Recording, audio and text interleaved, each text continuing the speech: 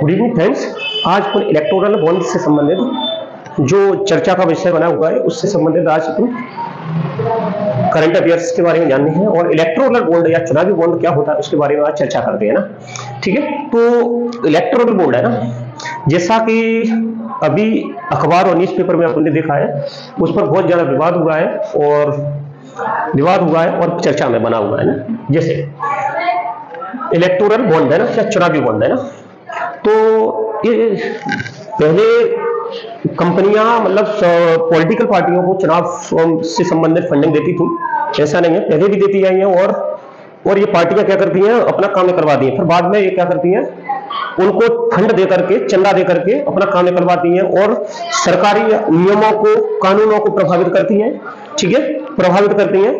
तो ये 2017 में है, जब भाजपा सरकार आई 2014 में, तो 2017 में वित्त मंत्री अरुण जेटली ना, उस समय तत्कालीन वित्त मंत्री अरुण जेटली थे। तो अरुण जेटली ने क्या किया, अपने बजट में एक चुनावी बॉन्ड स्कीम की घोषणा की थी ना, चुनावी बॉन्ड स्कीम की घोषणा की थी। ठीक है, तो संसद ने एक कानून के तहत, मतलब इलेक्टोरल बॉन्ड फाइनेंस एक्ट 2017 के तहत इसको क्या कर दिया, एक कानून बना दिया गया। ठीक है, इसमें होता क्या है कि भाई जैसे कोई व्यक्ति है ना, कोई व्यक्ति है, अकेला व्यक्ति, या अपन कहें तो किसी के साथ मिलकर, या कंपनी या कॉर्पोरेशन, ये मिलकर के क्या करती हैं, एक चंदा देती हैं, मतलब वो कह सकते हैं चंदा देती है किसको, पॉलिटिकल पार्टी को। ठीक है, लेकिन पॉलिटिकल पार्टी को जब चंदा देती है तो इसका इमीडिएटर का काम एसबीआई करता है। ठीक है, मीडिएटर का काम कौन करता है, एसबीआई करता है। जैसे कोई व्यक्ति है, कॉर्पोरेशन है, कंपनी है, वो क्या कर रही है, किसी पॉलिटिकल पार्टी को चंदा देगी ना, चंदा देगी तो वो क्या करेगी, एसबीआई के पास जाएगी और एसबीआई से बॉन्ड खरीदेगी ना, एसबीआई से एक बॉन्ड खरीदेगी।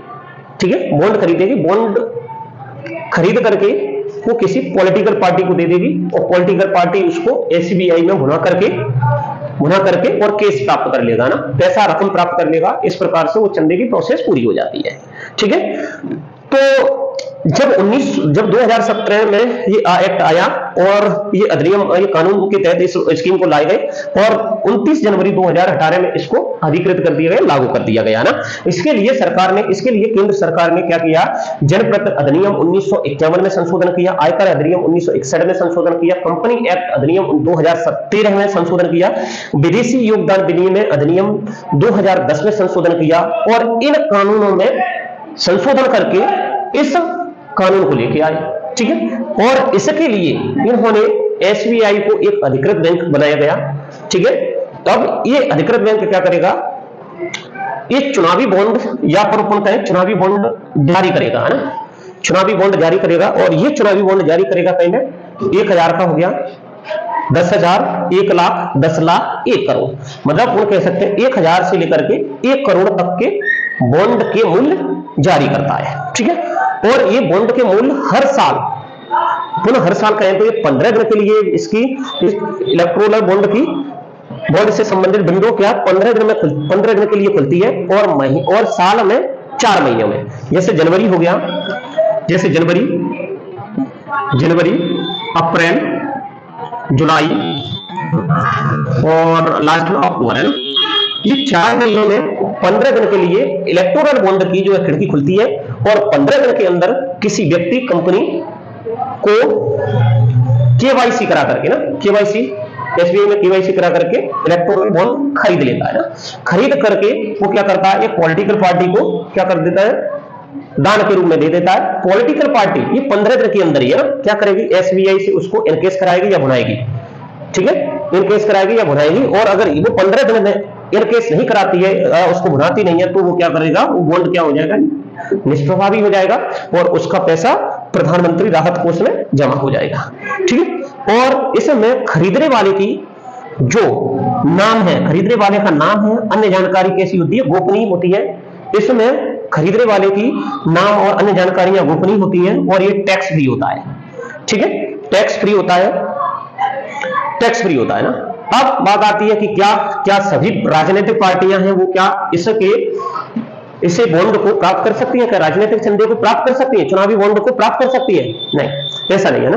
तो इसके लिए मैंने कहा कि भाई इसके लिए इन्होंने क्या किया, जनप्रतिनिधि अधिनियम कानून में संशोधन किया ना। तो फिर कह सकते हैं कि जनप्रतिनिधि अधिनियम की धारा जनप्रतिनिधित्व अधिनियम की धारा 1951 जनप्रतिनिधित्व अधिनियम 1951 की धारा 29A के तहत है ना, कोई राजनीतिक पार्टी है ना, लोकसभा या फिर विधानसभा में पिछले चुनाव में कम से कम 1% वोट है ना, कम से कम कितना 1% वोट प्राप्त किया हो, वो चुनावी बॉन्ड को मान्यता ले सकती है ना। अगर 1% वोट नहीं लिया है, वो चुनावी बॉन्ड को नहीं ले सकती है ना। तो मतलब वो कह सकते हैं, ठीक है, जो कंपनी होगी वो कितना पिछले लास्ट में विधानसभा चाहे लोकसभा में 1% चुनाव 1% वोट मिले हैं, वो राजनीतिक ये चुनावी बॉन्ड को क्या कर सकती है, ले सकती है ना।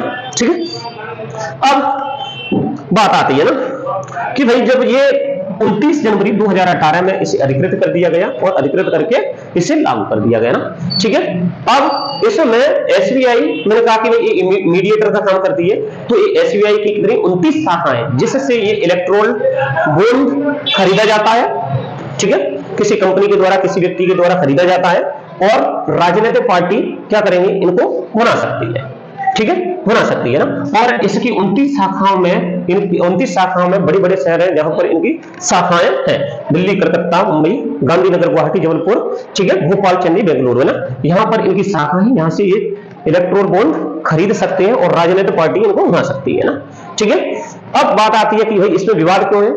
तो विवाद इसलिए है कि भाई जब ये स्टार्ट हुआ 2017 में, जब बजट आया, बजट में वित्त मंत्री अरुण जेटली ने इसको पेश किया, तो उस समय कहा कि भाई ये चुनावी में जो फंडिंग होती है उसमें पारदर्शिता और काले धन को रोकने के लिए ये लाया गया। ठीक है, उस समय जब आया ये स्कीम आई, तो तब कहा गया कि भाई इसमें पारदर्शिता होगी, ठीक है, साफ सुथरा चुनाव हो जाएगा और काले धन पर रोक लग जाएगी, अंकुश लग जाएगी, है ना। ठीक है, लेकिन ये बताते हैं कि भाई जब 2017 में जब ये आया, तो 2017 से ही इसमें चुनौतियां लगने लगी, इसका विरोध होने लगा। ठीक है, विरोध होने लगा और कई एनजीओ मिलकर के, एनजीओ जैसे एडीआर हो गया, कॉमन कॉज हो गया, इन्होंने मिलकर के क्या, इन्होंने रिट भी लगाई है ना कि भाई ये कैसा है, इसमें खरीदार की गोपनीयता रखी जाती है ना, इसमें बॉन्ड खरीदार की गोपनीयता रखी जाती है, अन्य जानकारी इसमें नहीं मिलती है। तो ये कैसा है, ये अपन कह सकते हैं इसमें काले धन पर अंकुश नहीं लगेगा और ये कैसा भ्रष्टाचार फैलाएगा ना। ठीक है, और इसमें के इलेक्ट्रोल बॉन्ड से संबंधित है ना 3 बड़ी संस्थाओं ने पहले भी कह चुकी हैं कि भाई ये जैसे मैंने कहा कि सुप्रीम कोर्ट है ना, सुप्रीम कोर्ट ने कहा कि भाई ये कानूनी, ये क्या करेगा, ये ब्लैक मनी को है ना, ब्लैक मनी को कानूनी रूप देगा।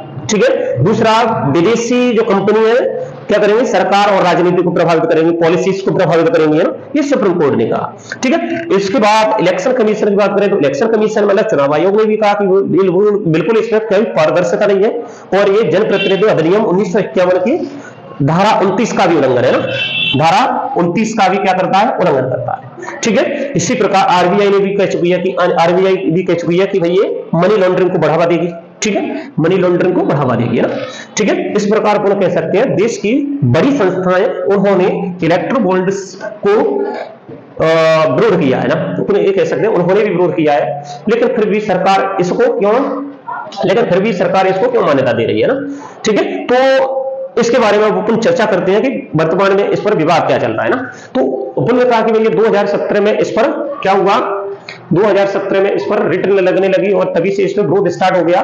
लेकिन इस समय सुनवाई कहें तो सुनवाई 2019 से सुप्रीम कोर्ट ने इसकी चुनौती की सुनवाई 2019 से शुरू की।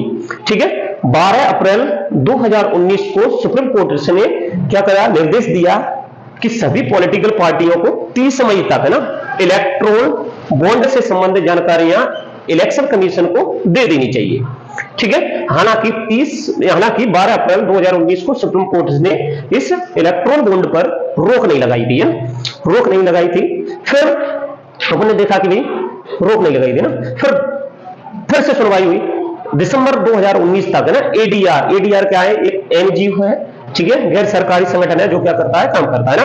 ठीक है, एसोसिएशन फॉर डेमोक्रेटिक रिफॉर्म्स ने इलेक्ट्रॉनिक बॉन्ड पर, मतलब चुनावी बॉन्ड पर रोक लगाने के लिए याचिका लगाई कि भाई इसमें जो खरीदार की पहचान होती है वो बिल्कुल गोपनीय है और ये काले धन को बढ़ावा दे रहा है। इस प्रकार से इस पर एक रिट लगाई। ठीक है, रिट लगाई है ना। ओवरऑल अपन कह सकते हैं जब इस पर सुनवाई हुई तो 15 फरवरी है ना। अब जब चुनाव आने वाले हैं तो फिर से इस पर सुनवाई हुई है। तो 15 फरवरी 2024 को ना, 15 फरवरी 2024 को सुप्रीम कोर्ट ने, ठीक है, सुप्रीम कोर्ट ने इस पर इलेक्टोरल बॉन्ड स्कीम पर रोक लगा दी है, रोक लगा दी। और इसमें उन्होंने कहा कि भाई कि जो संविधान का अनुच्छेद 19(1)(a) के तहत है ना, राइट टू इंफॉर्मेशन है, जानने के अधिकार का ये उल्लंघन करता है।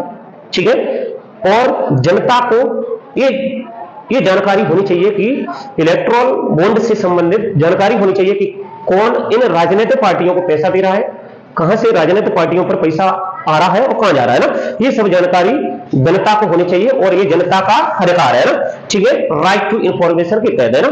और इसी के साथ है ना ये आदेश दिया कि अब इलेक्टोरल बॉन्ड को तत्काल बंद कर देना चाहिए, रद्द कर देना चाहिए।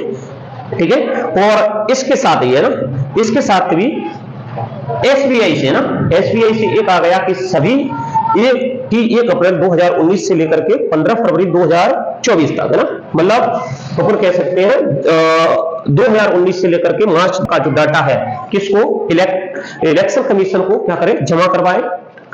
इलेक्टोरल बोर्ड से संबंधित डाटा किसको, इलेक्शन कमीशन को क्या करे, दे, और इलेक्शन कमीशन उसको क्या करेगा, अपनी वेबसाइट पर प्रकाशित करेगा, जिससे जनता जान सके कि राजनीतिक पार्टियों के पास किस किस ने फंड दिया है, चंदा दिया है और किस किस पार्टी को ज्यादा मिला है और कितने समय में मिला है ना, ये सब जनता जान सके।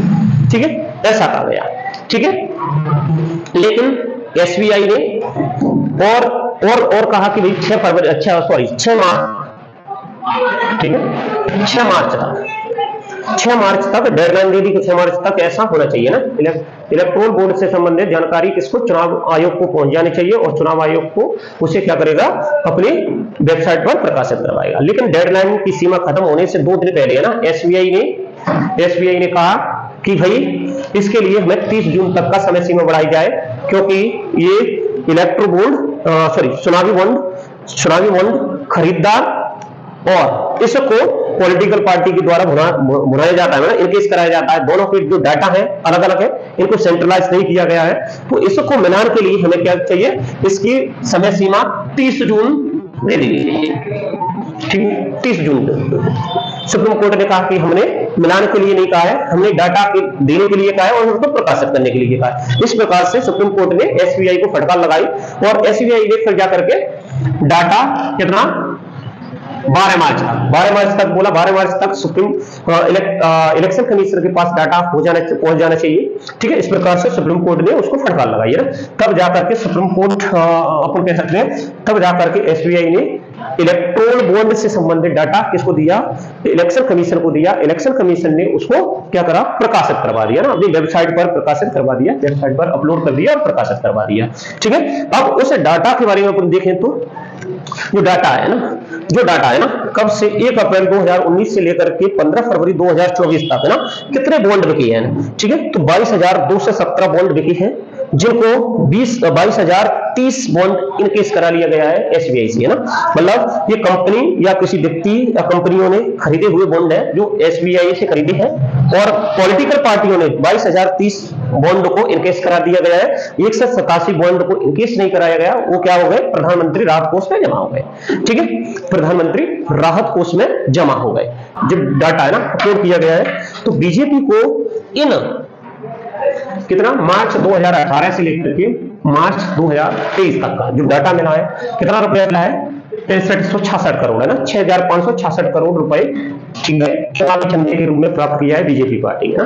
आईएनएस है ना, इंडियन नेशनल कांग्रेस ने 1123 करोड़ रुपए जो है इतने से इतने समय के बीच में चंदे के रूप में प्राप्त किया है। बीजेडी है ना, बीजेडी पार्टी ने 74 करोड़ रुपए जो है चंदे के रूप में इलेक्ट्रोल बॉन्ड के रूप में प्राप्त किया ना। डीएमके को देखेंगे तो 617 करोड़ रुपए, और बीआरएस को देखेंगे तो बीआरएस ने 384 करोड़ रुपए, और वाईएसआरसीपी ने 383 करोड़ रुपए जो है चंदे के रूप में प्राप्त किया है।